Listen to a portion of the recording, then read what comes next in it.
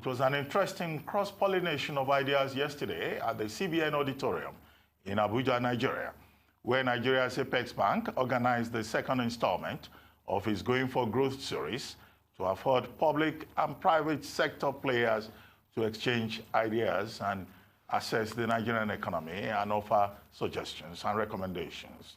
We're now being joined from Abuja by Kamar Bakrin, partner at Vios Equity Partners, who was at the roundtable yesterday. Kamar Bakrin, welcome to the morning show. Thank you for joining us. Good morning. Thank you very much for having me, Ruben. Good morning. Good morning. Well, yesterday, the Minister of Finance, who was one of the major stakeholders at the Going for Growth 2.0, assured Nigerians that there is no need to panic. Now, you as a stakeholder in your own right, do you think there is need to panic, given the indices we're getting from the stock market, from the status of oil prices and the status of the 2020 budget? Should we panic, or should we just follow the Minister of Finance and say there is no problem? I've never known where panic has ever solved any problem to start with. So obviously, I think we absolutely have to take the minister's view that we shouldn't panic. Is that the whole story? Of course not. We shouldn't panic, but of course, we should be obviously on our toes.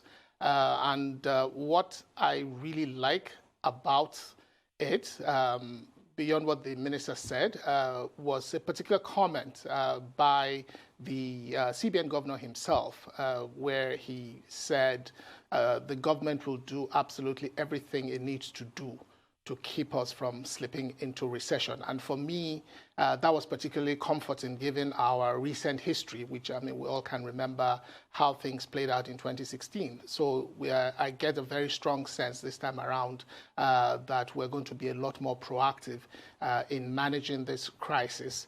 I do know that obviously on the corporate side, everybody has gone back to the drawing board and is trying to figure out the necessary strategies across the board for managing out of this situation. But it is particularly comforting that government appears to be ahead of the curve, or at least trying to get ahead of the curve this time around.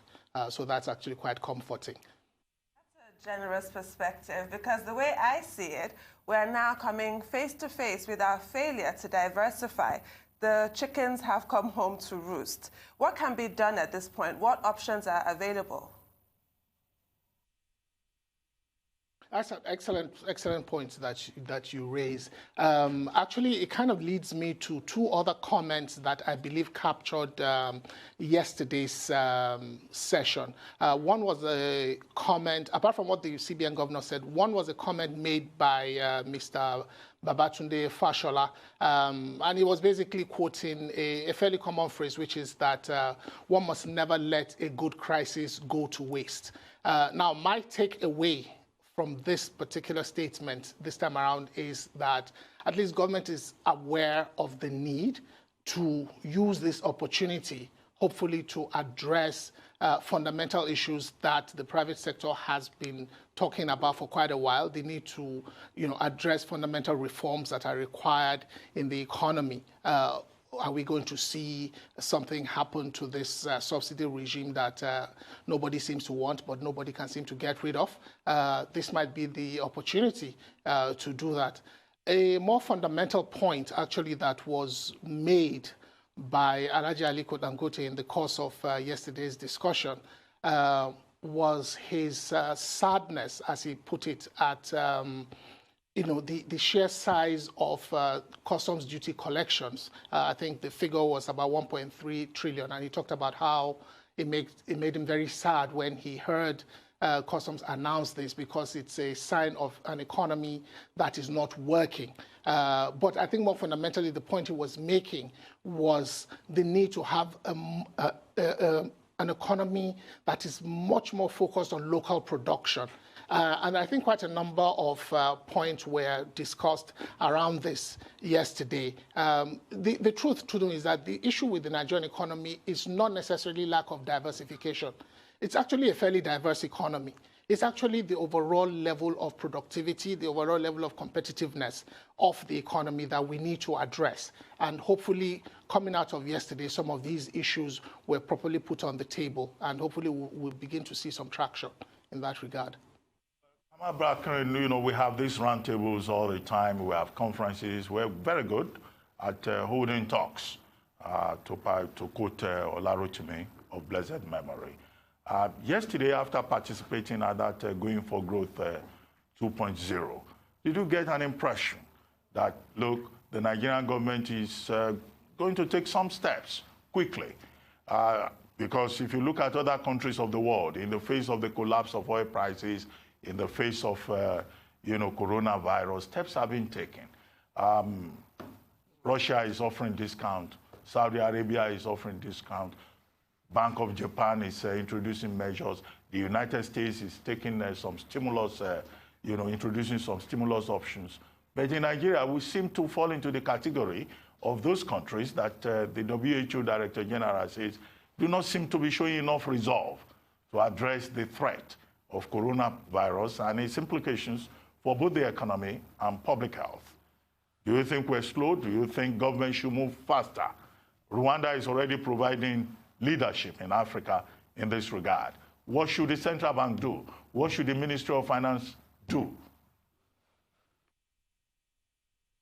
Absolutely relevant point that you've made. I think we have to give a lot of credit to the health authorities. I think you would agree with me, Ruben, that there has been quite commendable response in terms of the public health side of things, and overall, just everybody has spoken about that. You've seen quite a bit of that on social media. But speaking to the economy, I do agree with you that we probably could be a bit more proactive around the pronouncements. Now, of course, some of the discussions yesterday were under Chatham House rules, and we'll have to wait for official communication around those. But I definitely know that I left with a distinct sense that there's a lot of sleepless nights and a lot of effort is going into developing the appropriate response. Let's not forget, whether we like it or not, that this thing rather caught everybody by surprise. Now, obviously, much more developed financial systems, much more developed economic management systems have a better ability to respond more quickly. Of course, it will take us a little bit more time, but I do agree with you that we need to see a very authoritative pronouncement in the next couple of days.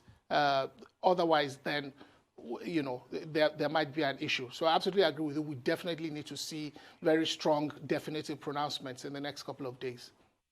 Including what about the Naira, I imagine, because it's under a lot of pressure at the moment on the parallel and I&E segments of the foreign market. One would have expected the governor of the CBN to make some kind of statement to end speculative attacks, but he was silent on this. Why do you think this was? Well, again, I think it comes down to developing a comprehensive response to the situation.